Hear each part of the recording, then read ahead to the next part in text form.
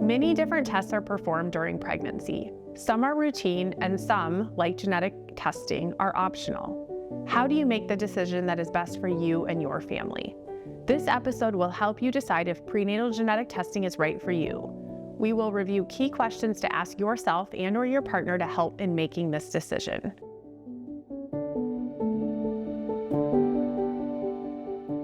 For those of you who are new here, I am Kendra, founder of LA Life and a board-certified genetic counselor who specializes in prenatal care. I produce informational videos about prenatal genetic testing and how to navigate unexpected news in pregnancy. If you do not want to miss a future video, press the subscribe button now. Let's be clear about prenatal genetic testing. This testing is optional, which means you have the right to accept or decline testing when it is offered to you. Do not be fooled by your family history or prior pregnancies. Many genetic conditions are not inherited but happen by chance. The American College of Obstetricians and Gynecologists recommend that all pregnant people are offered genetic testing for chromosome conditions and carrier screening for certain genetic conditions. So what prenatal genetic tests are available? There are many different types of genetic tests. They can be grouped into screening and diagnostic tests. Screening tests provide information about if a pregnancy is at higher or lower chance for certain conditions. These tests do not screen for all chromosome conditions. Typically, these tests screen a pregnancy for Down syndrome, trisomy 18, trisomy 13, and certain fetal impairments, including neural tube defects. Screening tests are not 100% accurate, which means that false negative and false positive results can occur. There are many different types of screening tests, including maternal serum screening, which also goes by the name first trimester screening, integrated screening, sequential screening or contingent screening, AFP screening, and quad screening, cell-free fetal DNA screening, also known as non-invasive prenatal screening. Screening tests are performed on a blood sample from the pregnant person. Depending on the specific screening test, 1 or 2 blood draws may be required in the first and/or second trimester. Results typically return in 1 to 2 weeks. Diagnostic tests provide a definitive answer about whether a baby is affected with a chromosome abnormality or certain genetic conditions. Diagnostic tests can examine all of a baby's chromosomes, so the results provide much more information about the genetic makeup of a baby when compared to a screening test. False negative and false positive results do not typically occur with diagnostic tests. There are 2 common diagnostic tests. The first is called chorionic villus sampling, also known as CVS, and the second is called amniocentesis, also known as an amnio. CVS and amnios are performed at different times during pregnancy. CVS is commonly performed between 10 to 13 weeks in pregnancy, while amniocentesis is performed any time after 16 weeks in pregnancy. Both tests require a needle to be inserted into the uterus. For CVS, a sample of tissue is taken from the placenta, and for amniocentesis, a sample of amniotic fluid is collected from around the baby. CVS and amnio are associated with some risks to the pregnancy. The risk for a pregnancy loss from either procedure is less than 1 in 100 chance. Other complications can occur, such as bleeding, infection, or premature rupture of the membranes. These risks should be discussed more with your healthcare provider. Results from both CVS and amniocentesis typically return in 1 to 2 weeks. Preliminary results for certain chromosome conditions may be available in 1 to 3 business days. Watch these videos to learn more. Carrier screening is another type of genetic test. This test can be performed on a person before or during a pregnancy. Learn more about carrier screening by watching this video. You might be thinking, I don't need prenatal genetic testing because prenatal ultrasound will detect a genetic condition in my baby. Prenatal ultrasound, or sonograms, are not 100% accurate in detecting chromosome or genetic conditions in a baby. If a fetal impairment is detected on prenatal ultrasound, it may indicate an increased chance for certain genetic conditions. On the other hand, normal prenatal ultrasounds do not eliminate the chance for a baby to have a chromosome or genetic condition. About 50% of babies born with Down syndrome have no differences on ultrasound, and the diagnosis is only made after birth. So let's talk through how the results of a prenatal genetic test might be used by both the pregnant person and their healthcare provider. If a pregnancy is confirmed to be affected with a genetic condition or is at a high risk for a genetic condition, this information can be used in many ways.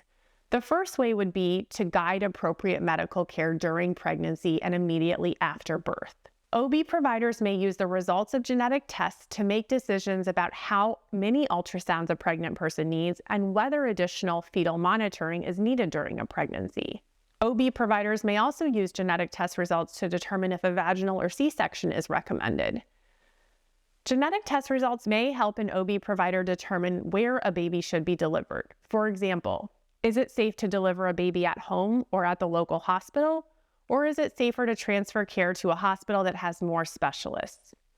Some babies with a genetic condition may need to go to a NICU, which is also known as a neonatal intensive care unit, immediately after they are born for medical care. This care may include surgery, help with feeding or breathing, monitoring for seizures, among other health issues. Delivering a baby in a hospital with a NICU prepared for these medical issues may be critical. If genetic test results confirm a life-limiting diagnosis, some hospitals offer hospice or palliative care services to help with birth planning, emotional support, and comfort care of the baby immediately after they are born. You can learn more about palliative care by clicking on the link below. The results of prenatal genetic testing may also be used to help prepare personally or to help prepare your family. Learning about a genetic diagnosis prior to birth can allow time to process the news. For many people, receiving a prenatal genetic diagnosis is unexpected, and it can take time to accept what this will mean for a baby and for a family. Some people are planners and find it helpful to prepare for the financial side of caring for a child with additional medical needs. Some families desire to learn about the available support and services in their local community for children with disabilities. Others may want to connect with families raising a child with the same genetic condition to learn from their experience. Another way that genetic test results can be used is to help guide pregnancy management. Results of prenatal genetic testing may be used by some people to make different decisions about their pregnancy, such as pregnancy termination or adoption. While this is a controversial and sensitive topic, it is important that people know the available options in order to make the best decision for their family. There are many adoption agencies created specifically for children with special needs. One example is the National Down Syndrome Adoption Network. Pregnancy termination or abortion is an option for some families. In the United States, each state has different laws about pregnancy termination. Speak with a healthcare provider about the laws in your state. More information about state laws and abortion can be found through the Guttmacher Institute using the link below. Please be aware this website may not always be up to date. If you decide to have prenatal genetic testing and the results return negative, this can be helpful for the following reasons. A negative genetic test result may help your OB provider interpret ultrasound later in pregnancy. For example, if a baby were identified to have a difference in development, like a heart defect, and genetic screening or diagnostic test results had already returned negative, this would mean the heart defect was unlikely to be a sign of certain genetic conditions. For many pregnant people, a negative genetic test result provides some reassurance and/or reduces anxiety and worry. Remember that certain prenatal genetic tests can only be done at certain times during pregnancy. Tests that are done earlier in pregnancy allow expectant parents more time and sometimes more options to make decisions if a pregnancy is confirmed to be affected with a genetic condition. The American College of Obstetricians and Gynecologists put together a helpful chart with all prenatal testing options and when these tests can be performed. You can find the link to this chart below. You might be wondering, why do some people decline prenatal genetic testing if there are all of these reasons to consider it? There are a lot of different reasons why people may decide not to have genetic testing prior or during a pregnancy. Sometimes people make this decision because they did not receive all the information necessary to make an informed choice. Other people feel that the results of genetic testing would not be helpful to them during their pregnancy. For example, some people state that knowing the information prior to birth would not change their plans to continue the pregnancy. Remember, prenatal genetic test results may change pregnancy care and the immediate medical care of a baby after delivery. Some people worry about the emotional impact of learning genetic information during a pregnancy. They express concern about the difficult decisions they may have to consider if a diagnosis were to be made during the pregnancy. As you consider your options, ask yourself and/or your partner these questions. How would raising a child with physical or intellectual disabilities or increased medical needs impact your life and that of your family?